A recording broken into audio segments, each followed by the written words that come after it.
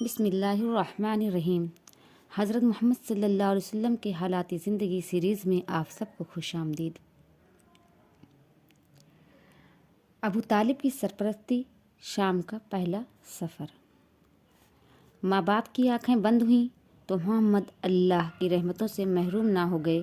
یہ اسی کا فضل و کرم تھا کہ آپ کو ایسے دادا ملے جو آپ پر ماں باپ کی طرح مہربان تھے، پھر ایسے چچا ملے جنہوں نے کمی یتیمی کا احساس نہ ہونے دیا۔ دادا عبد المطلب کا انتقال ہوا تو ابو طالب نے آپ صلی اللہ علیہ وسلم کو اپنی پرورش میں لے لیا۔ یہ اب دیکھیے اسی بات کو قرآن کریم میں کہا گیا ہے۔ اللہ تعالیٰ نے کہا ہے الم یجدک یتیما فآویٰ ووجدک ضالا فہدیٰ۔ اے محمد، کیا ایسا نہیں کہ اس نے تم کو یتیم پایا تو ٹھکانہ دیا، اور راہ حق سے بے خبر پایا تو سیدھا راستہ دکھایا۔ ابو طالب عبد المطلب کے بیٹے تھے اور اسی ماں سے تھے جس ماں سے آپ صلی اللہ علیہ وسلم کے والد عبداللہ تھے۔ اس طرح یہ آپ کے بالکل سگے چچا تھے۔ دادا نے اپنی موت سے پہلے ان کو آپ کا سرپرست بنا دیا۔ وصیت کر گئے محمد کا ہر طرح سے خیال رکھنا، ان کی خیر خواہی میں کوئی کسر اٹھا نہ رکھنا۔ عبد المطلب کی کئی بیویاں تھیں، ان بیویوں سے 10 بیٹے تھے۔ ابو طالب نہ تو بھائیوں میں سب سے بڑے تھے، نہ سب سے زیادہ مالدار، البتہ سب سے زیادہ باہمت، شرافت میں سب سے بڑھ کر تھے۔ طبیعت کے بھی بہت نیک تھے۔ پھر آپ صلی اللہ علیہ وسلم کے والد عبداللہ اور وہ بالکل سگے تھے۔ بقیہ بھائی دوسری بیویوں سے تھے، اس لیے کوئی تعجب کی بات نہیں اگر باپ نے یہ ذمہ داری ان پر ڈالی اور انہیں وہ وصیت کر گئے۔ عبد المطلب کی طرح ابو طالب بھی محمد صلی اللہ علیہ وسلم کو بہت مانتے، ہمیشہ کلیجے سے لگا کے رکھتے۔ سوتے تو ساتھ لے کر سوتے، کہیں جاتے تو ساتھ لے کر جاتے۔ آپ صلی اللہ علیہ وسلم کے آگے نہ ان کو اپنی جان کی فکر ہوتی، نہ اپنے بچوں کی۔ ان کو آپ صلی اللہ علیہ وسلم سے اس قدر محبت کیوں تھی؟ آپ دن رات ان کی نگاہوں کے سامنے رہتے، وہ دیکھ رہے تھے کہ آپ کے اندر سچائی اور ایمانداری ہے، شرافت اور پاک بازی ہے، ایک ایک بات میں بے مثال ذہانت اور فطانت ہے، ایک ایک چیز سعادت مندی اور خوش بختی کا پتہ دیتی ہے۔ چچا کی سرپرستی میں 4 سال گزر گئے، جسم پروان چڑھتا رہا، عقل کا دائرہ وسیع ہوتا رہا اور فطری صلاحیتیں ابھرتی رہیں۔ 12 سال کے ہوئے تو جسم میں کافی مضبوطی اور توانائی آ چکی تھی، عقل میں غیر معمولی گہرائی تھی، ذہانت بلا کی تھی، روح میں بے پناہ عظمت و بلندی تھی، وسعت و ہمہ گیری تھی، احساس و شعور سے وہ بھرپور تھی۔ ابھی آپ صلی اللہ علیہ وسلم کی عمر ہی کیا تھی، لیکن سر پر اقبال مندی کا سایہ ستارہ چمک رہا تھا۔ آپ میں غیر معمولی صلاحیتیں جھلک رہی تھیں اور عجیب و غریب کمالات ظاہر ہو رہے تھے۔ ابو طالب دیکھ دیکھ کر سخت حیران تھے، حیرت سے انگشت بدنتا تھے۔ اب ان کے نزدیک آپ کا شمار نو آموز بچوں میں نہ تھا، بلکہ سوجھ بوجھ رکھنے والے بڑے بزرگوں میں تھا۔ پوری بے تکلفی سے ہر طرح کے مسائل پر آپ سے تبادلہ خیال کرتے، جیسے کوئی شخص اپنی کسی برابر کے ساتھی سے کرے۔ اسی زمانہ میں جبکہ آپ کی عمر تقریباً 12 سال تھی، ابو طالب نے شام کے تجارتی سفر پر جانے کا ارادہ کیا۔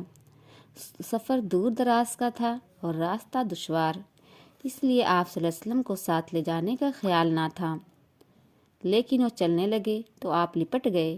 ابو طالب نے سوچا سفر دشوار تو ہے مگر بھتیجا ہوشیار ہے، یہ سوچ کر بخوشی ساتھ لے جانے پر تیار ہو گئے۔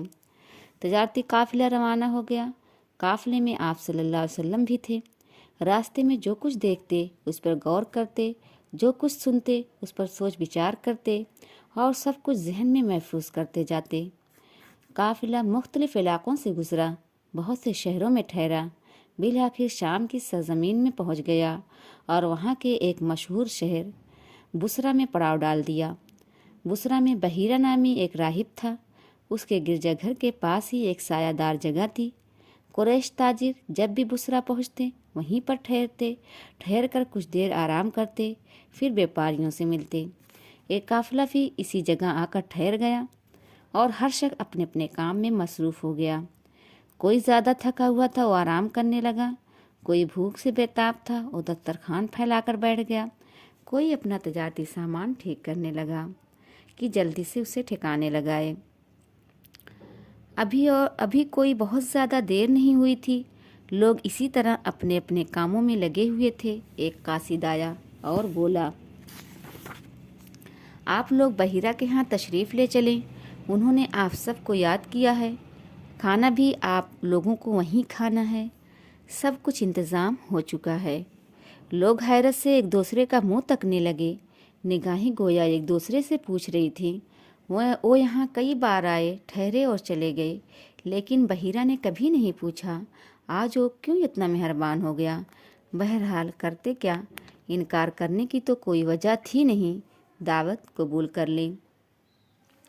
تمام لوگ قاصد کی رہنمائی میں روانہ ہو گئے، ہاں صرف محمد صلی اللہ علیہ وسلم رہ گئے۔ آپ نہیں گئے اس لیے کہ ابھی بچے تھے۔ بحیرہ نے سب کا بہت ہی پرتکام خیر مقدم کیا، بولا، بھائیوں میں چاہتا ہوں آج تم سب میرے ساتھ کھانا کھاؤ، تمہارا کوئی بھی فرد کھانے سے نہ رہ جائے۔ اہل قافلہ ہم سب آ گئے ہیں، ہاں ایک چھوٹا سا بچہ بھی ساتھ تھا، اس کو وہیں چھوڑ آئے ہیں۔ بحیرہ، نہیں، بچہ ہے تو کیا، اس کو بھی لاؤ، وہ بھی یہیں کھانا کھائے گا۔ ان کی حیرانی اور بڑھ گئی کہ ایک تو خلاف معمول دعوت کی، پھر یہ بھی اصرار کہ کوئی رہ نہ جائے۔ بحیرہ، کیا بات ہے، آج آپ نے ہماری دعوت کی ہے، اس سے پہلے تو کبھی کرتے نہ تھے۔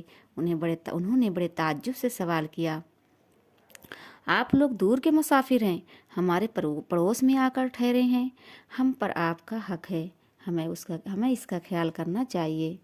میں نے چاہا آپ لوگوں کی کچھ خاطر ہو جائے، اور کیا بات ہو سکتی ہے۔ بحیرہ نے ٹالنے کی کوشش کی، باخدا کوئی بات ہے ضرور، محض اتنی بات تو ہو نہیں سکتی۔ اہل قافلہ کی الجھن بدستور قائم رہی۔ قاصد ابو طالب کے ڈیرے پر گیا، محمد صلی اللہ علیہ وسلم کو ساتھ لے کر آیا۔ بحیرہ اور تمام اہل قافلہ بیٹھے آپ صلی اللہ علیہ وسلم کا انتظار کر رہے تھے۔ بحیرہ کی نظریں محمد صلی اللہ علیہ وسلم پر پڑیں تو جم کر رہ گئیں، اور ٹکٹکی لگائے آپ کو دیکھتا ہی رہا۔ سب نے کھانا کھایا، کھانا کھا کر وہ ادھر ادھر پھیل گئے، کوئی تو چہل قدمی کر رہا تھا، کوئی گھوم پھر کر بحیرہ کا گرجا گھر دیکھ رہا تھا۔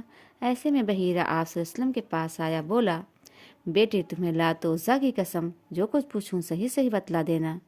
لات و عزیٰ کی قسم تو نہ دیجیے، محمد صلی اللہ علیہ وسلم نے فوراً لقمہ دیا۔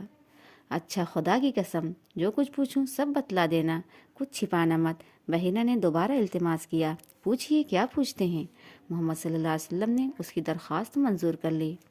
بحیرہ آپ صلی اللہ علیہ وسلم سے آپ ہی کے بارے میں مختلف سوالات کرنے لگا، کچھ مزاج و طبیعت کا حال پوچھا، کچھ عادات و اخلاق کے بارے میں دریافت کیا۔